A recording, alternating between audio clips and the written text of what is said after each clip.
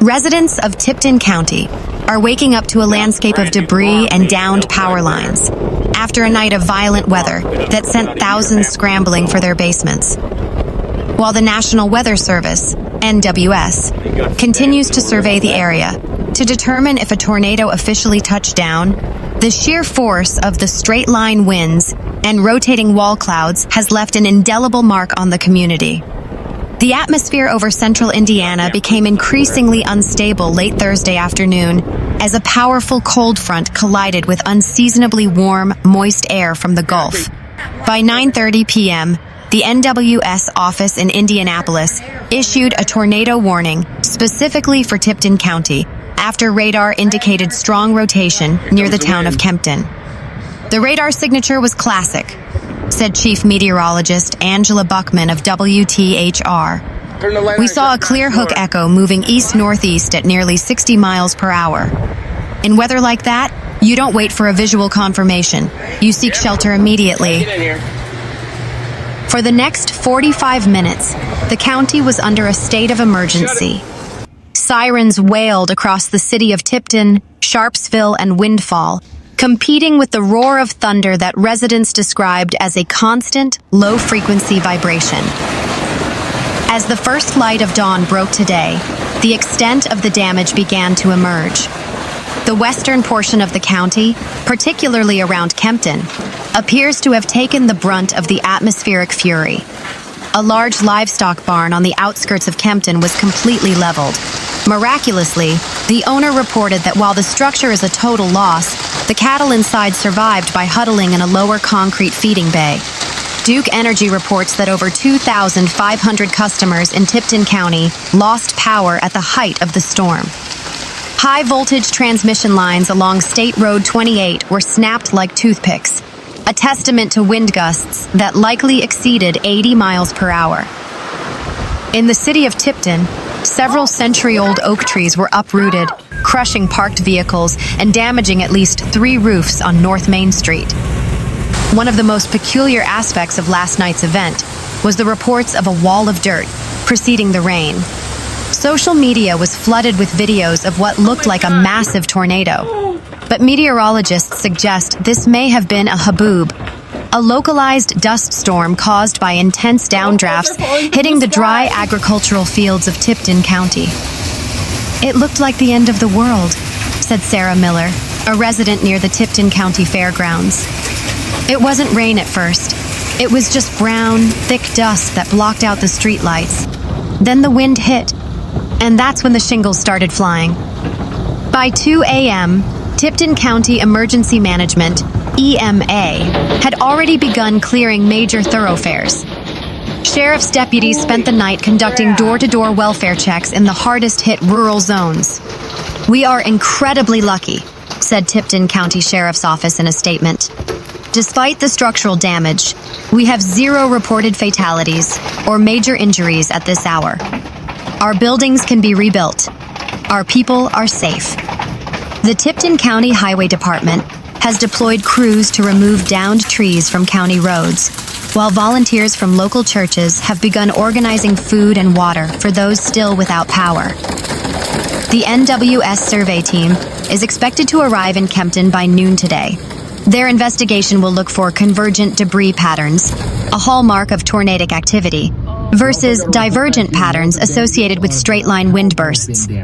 Severe storms blasted parts of the Midwest and Ohio Valley with powerful wind gusts and large hail Thursday. The cold front associated with Thursday's storms is spreading east and will usher in a brief winter flashback, with temperatures plunging into the 30s and 40s by Saturday before quickly rebounding to more spring-like weather. Scattered storms were ongoing overnight and early Friday across the Midwest, Ohio Valley, Mid-Atlantic, and Northeast. The National Weather Service, NWS, received top wind gust reports approaching 65 miles per hour through Thursday evening across a corridor from eastern Illinois through Indiana and Ohio to parts of western Pennsylvania. These powerful gusts were the main reason why NOAA's Storm Prediction Center upgraded the severe weather threat in that region to a level 3 out of 5 ahead of the storms on Wednesday. A level 2 out of 5 threat covered a wider area, including Chicago, Cleveland, and Pittsburgh. a layer of warm air in the atmosphere created an atmospheric cap that prevented the formation of tornado-producing storms. Instead, storms were forced into a large line that produced strong wind gusts and large hail. The NWS received reports of egg-sized hail in Henry County, Ohio. A hailstorm that produced hailstones a little larger than an inch in diameter blasted Bryan, Ohio, Thursday. Images from Bryan shared with Fox Weather showed hail blanketing a suburban neighborhood. Storms rumbled through the Ohio Valley well into the evening, with strong wind gusts and heavy rain lashing Fox Weather exclusive storm tracker Corey Gherkin's vehicle in Sydney, Ohio. A strengthening dip in the jet stream over eastern Canada drove the cold front through the Great Lakes and into the Ohio Valley as the system moved around a large heat dome that is currently baking the western part of the country. Storms are expected to taper off through the day, with a few afternoon thunderstorms possible across the Carolinas and Virginia. Most of the rain is expected to be offshore by Saturday morning, but temperatures are plunging behind the storm's associated cold front. St. Louis had already dropped 20 degrees on Friday, and low temperatures across the Midwest and Northeast will be in the 20s and 30s Saturday morning. The winter-like cold extends through the first half of the weekend, with more than 100 million people experiencing below-average temperatures on Saturday from Maine to South Carolina. Spring warmth will quickly begin to rebound, with warmth returning Sunday and increasing through the first half of the work week. Meanwhile, as strong winds and hail were reported across central Illinois, several communities experienced outages. According to Ameren Illinois' outage map, about 665 people are without power due to a damaged power pole in Vermilion County. The outage is happening near Lake Vermilion, east of North Vermilion Street. Ameren's map shows the outage began around 5:35 p.m. An estimated time for when power might be restored is still pending. Another 78 Ameren customers are without power near Danville Area Community College. That outage has been going on since around 5:45 p.m., and the cause is undetermined at this time. Hoopeston and Rossville are also experiencing several smaller clusters of outages.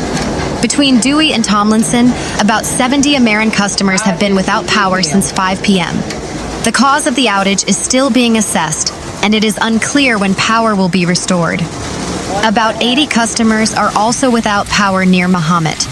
These outages began shortly before 6:30 p.m., and it is unclear how they started or when power will be restored.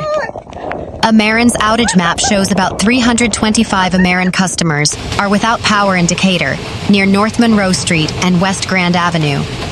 The outage started around 6:20 p.m., but what caused it is still being investigated, and it is unclear when power will be restored.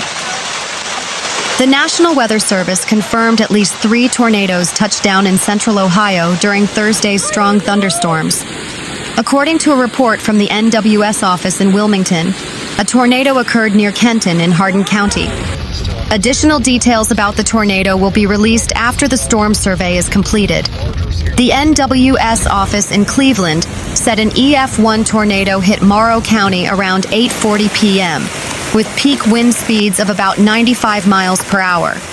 The tornado began northeast of Mount Gilead, along US 42 near Home Road, snapping and uprooting multiple trees.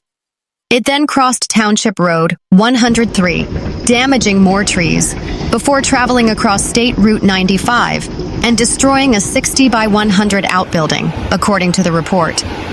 NWS Cleveland said the tornado in Morrow County, which traveled for 1.53 miles, produced tree and structural damage consistent with straight-line winds up to 75 miles per hour. In another report, NWS Cleveland confirmed a brief EF0 tornado touched down in Knox County, reaching wind speeds of 75 miles per hour at its peak and traveling a mere 0.08 miles. The tornado began just west of Granny Creek Road, southwest of Fredericktown, and ripped off part of a metal roof of a barn. No one was injured in the Morrow or Knox County tornadoes. Meanwhile, residents of Danville and surrounding Vermilion County are beginning the arduous process of damage assessment and cleanup after a violent supercell thunderstorm unleashed a barrage of large hail across the region late Thursday afternoon. The storm, part of a volatile weather system sweeping through central Illinois, turned the spring sky a bruised purple before dropping ice stones ranging from the size of marbles to golf balls, and in some isolated reports, nearly reaching the size of baseballs. The day began with unseasonably warm temperatures and high humidity, creating what meteorologists described as a powder keg atmosphere.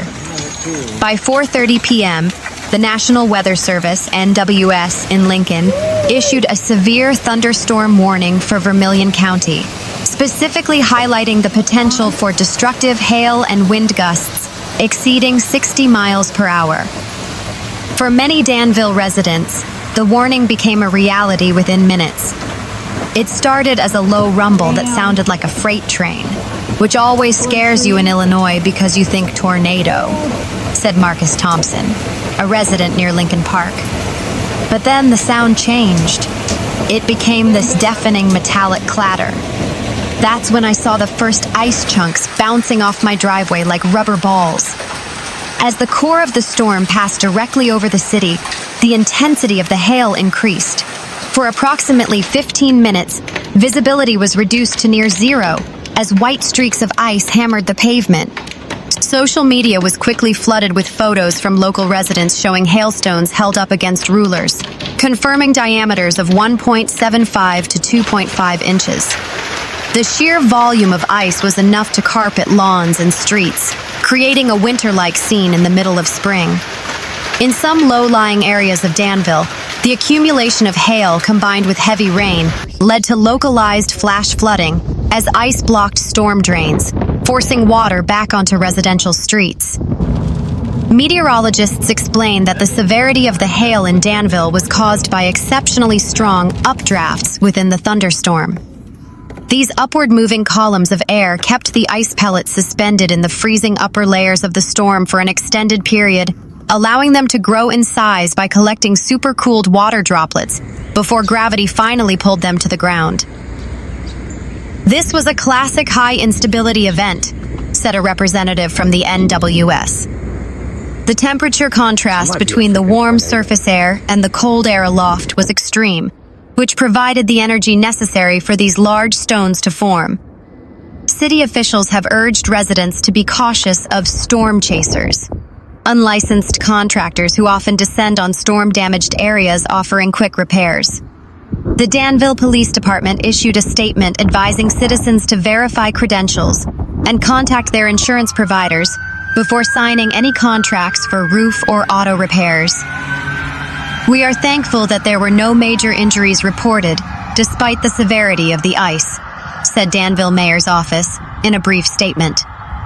Our public works crews are currently clearing debris and ensuring that our drainage systems are flowing freely in case of further rain.